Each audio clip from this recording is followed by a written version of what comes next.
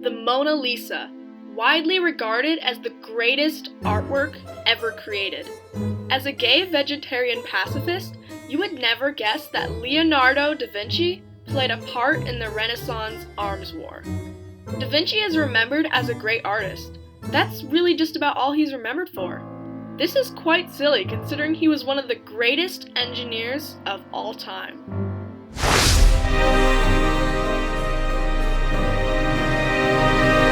Science with History with Ella. The most famous artwork of all time is the Mona Lisa. This must mean that it is objectively a great piece of art, arguably the best, right? Not to say it's not a great piece of art, but it's certainly not objectively the best. Aren't Da Vinci's other artworks just as good, if not better? I personally think this lady with an ermine is more impressive. Why is the Mona Lisa valued much higher than his other pieces? It's famous for her mysterious smile, her lack of eyebrows, correct? Well, this isn't quite the case.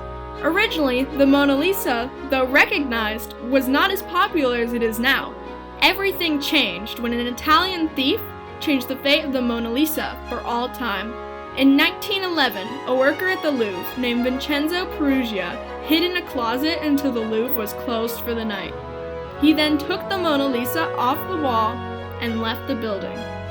Once it was realized that the Mona Lisa had been stolen, it received an ample amount of press until it was returned 2 years later. This caused the name Mona Lisa to become very familiar, therefore more admired. The familiarity principle is the idea that being more exposed to something causes us to like it more. For example, hearing a song more than once will increase your liking to that song. The more you see something, the more you like it. So if Da Vinci wasn't just an artist, who was he? He was an incredible mathematician, scientist, and engineer. To better explore this, let's start from the beginning. He was born on April 14, 1452, near the city of Vinci, Italy. Hence his name, Leonardo da Vinci. Da Vinci simply translates to from Vinci. At the age of 15, he was apprenticed to one of Florence's leading artists, Verrocchio. He was a great influence on Da Vinci's art style. Working with Verrocchio, Da Vinci's earliest well-known painting was in Baptism of Christ. Leonardo became an independent master in 1478, leaving Verrocchio's mentorship.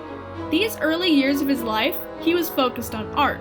This included extensive writings in his notebooks that describe properties of perspective, proportions, and even the mistakes of others. This is especially interesting as his scientific mind can be heard in his writings about art. By detailing the mistakes that others make and how to avoid them, he evidences his ability to learn from others' mistakes to expand upon his own knowledge. This innovative thinking makes sense as he presents himself to the Duke of Milan as skilled in many things, including military engineering. So, the Duke set him to work designing sculptures, paintings, buildings, machinery, and yes, weapons. Designing weapons doesn't really sound like the same person who would go to shops to buy birds so that he could set them free. But he complied as he wanted to challenge himself and he had to make a living. Speaking of birds, he was obsessed with the idea of flight. Even had an entire codex just on the flight of birds. This document of flight was so important that in 2012, Curiosity held Codex on the Flight of Birds, along with Da Vinci's famous self-portrait, all digitally on a chip on its trip to Mars. What a fitting journey for the genius whose whole life was driven by curiosity. He studied birds and their flight, and Da Vinci had the dream of making man fly. He worked extensively to understand how flight works. He even described the concept of gravity 2 centuries before Newton. With his considerable research on the properties of water, he was the first to describe air as a fluid, a property still in place today. With his determination to understand flight, he even accomplished becoming on the verge of understanding the pressure on the wing's surface, a concept not even understood by many these days. It is mind-boggling that this is only a fraction of the research and ideas he came up with. His Codex on the Flight of Birds is only 18 pages out of more than 7,000 pages of Da Vinci's genius. In only these 18 out of 7,000 pages, he discussed all of these revolutionary ideas, along with the first airbag in history. The other pages are only filled with more of his genius. It is an understatement to say he was ahead of his time. And he wrote it all in mirrored handwriting, writing right to left.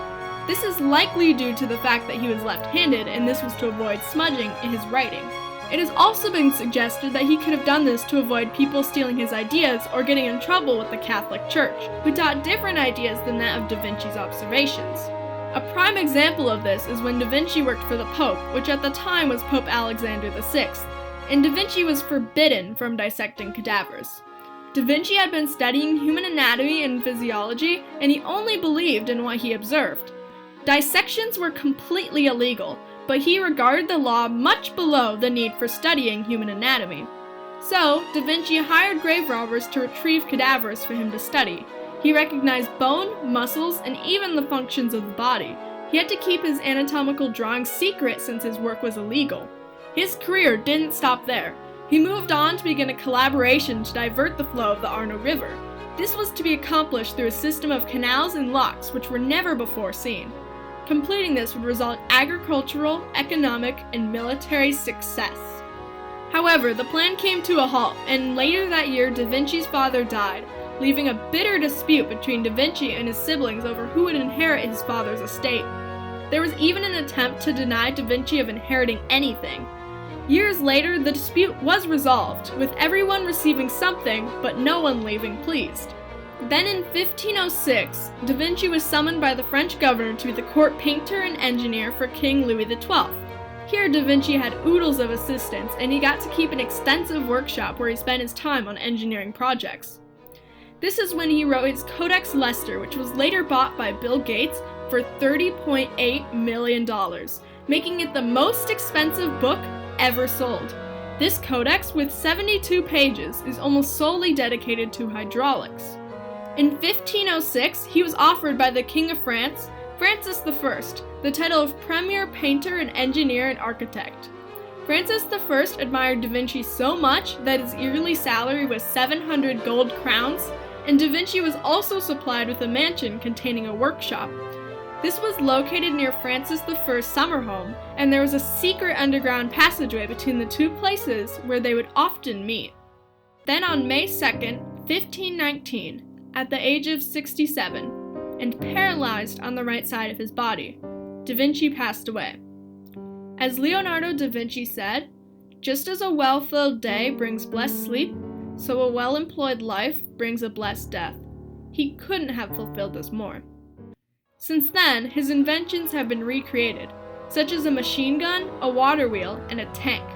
However, in his blueprints, his tank had wheels that worked against each other, so it's been suggested, since it doesn't seem Da Vinci would make such a silly mistake, that he did it on purpose so no one would use his invention for evil. That would make sense, as he was such a peaceful person, he wouldn't want destruction to result from his genius. He worked for a large slew of important figures, including popes and kings. His engineering and mathematics were so important to him that he often neglected his paintings. In fact, he's only cited in making about 20 paintings in his lifetime. It's a wonder how the most relentlessly curious person in history is only remembered for one painting. Leonardo da Vinci, an artist and inventor during the European Renaissance, experienced many internal conflicts. He invented war machines even though it conflicted with his morals. Today, he is remembered as an artist even though he was much more. The compromise in the end is that he made a living and he is still revered today.